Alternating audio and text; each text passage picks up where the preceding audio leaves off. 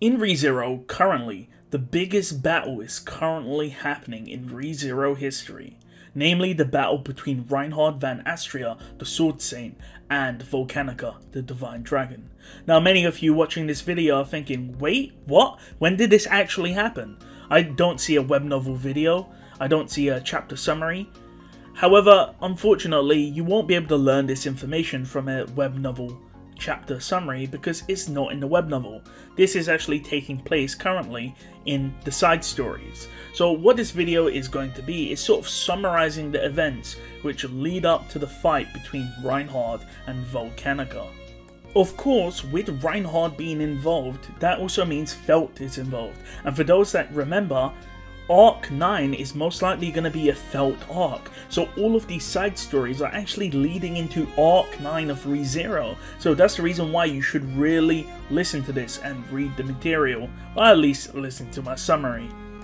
Most of you will remember that at the end of Arc 6 and Subaru gets blasted to Wallachia, we have the Missing Child Search Chronicles side stories. In these side stories, essentially, the Emilia camp go back to the Roswell Manor and sort of regroup and figure out how they're going to get into Wallachia.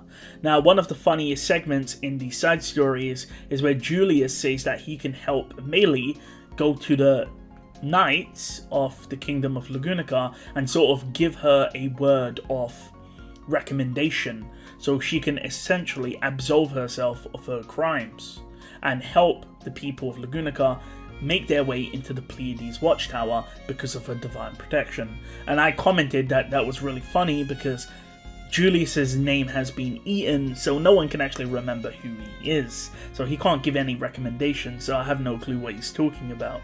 Either way, what happens is the Emilia camp, of course, go to the Roswell Manor, and then they make their way into Wallachia, and we see that happen in the web novel. However, there's another series of side stories titled Meili's Witch Beast Observations, and we see what's happening from Meili's perspective. After all, Emilia and the rest of the camp went to Wallachia, however Meili was left at the Roswell Manor with Anna Rose. And for those that don't know, Anna Rose is currently taking over the Roswell Manor's sort of estate whilst Roswell goes to Wallachia.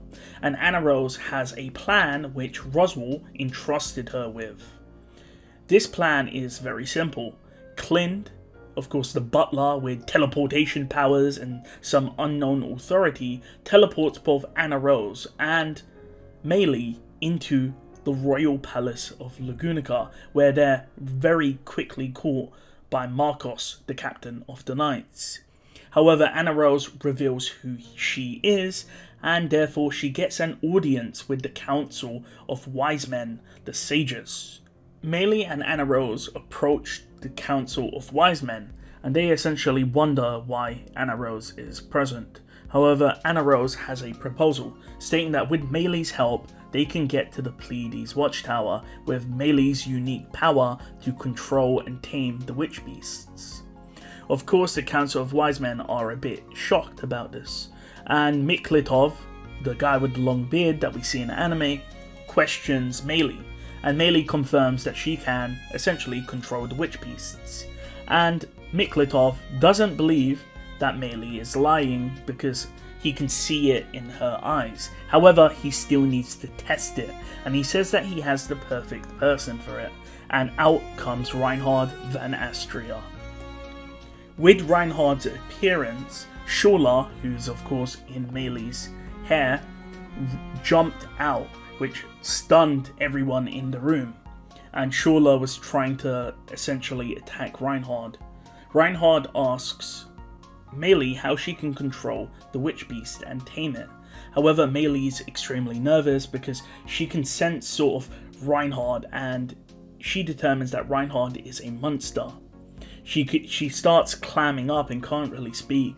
However, Felt arrives and tells Reinhard to back off because Reinhard is essentially scaring the hell out of Meili. Reinhard then looks at Meili and confirms that she does actually have a divine protection, which allows her to manipulate witch beasts. Hearing this, Anna Rose again states that with Meili's help, they can get to the Pleiades watchtower, and Miklitov realizes that Anna Rose hasn't really asked for something in return. And that's when Anna Rose states that Emilia was essentially an assassin, and she committed so many crimes, and she wants to be absolved of those crimes. Miklitov suggests that maybe Emilia, with her useful divine protection, can give her life to work for the kingdom of Lugunica.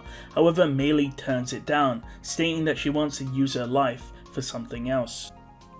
With that, Felt laughs that the old man was rejected, and we see that essentially what's going to happen is they're going to test Emilia's abilities and make their way to the Petelguese watchtower. And if Emilia can handle that, well, then she fulfilled her role and then she'll be let off the hook. Reinhard then states there's nothing to worry about because he will be coming along for the ride also. We then cut to Reinhard and the group, which are heading to the Petelguese watchtower. We see that the entire Felt camp is coming. So we have the two twins, we have Ezokadna, Reinhard, and Felt with Emilia. We see that Anna Rose can't come because she's essentially acting on Roswell's behalf and she can't risk herself to go. Clint, per usual, teleports them to the Ugria sand dunes, and then they make their way and pass through sand time, which shockingly is still up. We also learn from Ezokadna when he asks Reinhard whether or not he has the same divine protection as Emilia. Reinhard confirms that only one person can have Emilia's divine protection at a time, so he can't even copy it or use it. After they pass through sand time, something happens. Beams of light rain down from the Petelguese watchtower, namely from the top of the tower. Reinhard, of course, moves into action, blocking the beams of light with his sheath of his sword, and essentially there's destruction all around him. Reinhard states that it's Volcanica, the divine dragon, which is attacking them, before he jumps off into the distance after he realizes that Volcanica is targeting him and him alone. As Reinhard jumps off, whilst he blocks the beams of light, Emilia realizes that she has one goal to follow, and that is to escort the rest of the group through the hordes of witch beasts. Felt then quips that it's pretty funny because the other girls who went to the Empire wouldn't believe that they're currently fighting a dragon. However, at the same time, Priscilla and Emilia in Wallachia are also fighting a dragon at the same exact time. And with that, the side stories end.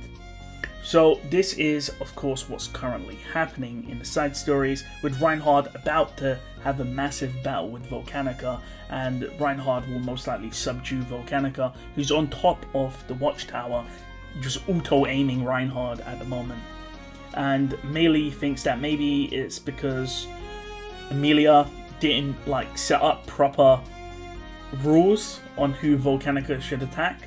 But we don't know exactly why Volcanica is attacking Reinhard. However, this is of course set up for Arc 9, so I'm looking forward to seeing the fight between Reinhard and Volcanica come to fruition. Remember, Volcanica is only at 10% and Reinhard's doing a very good job blocking his attacks.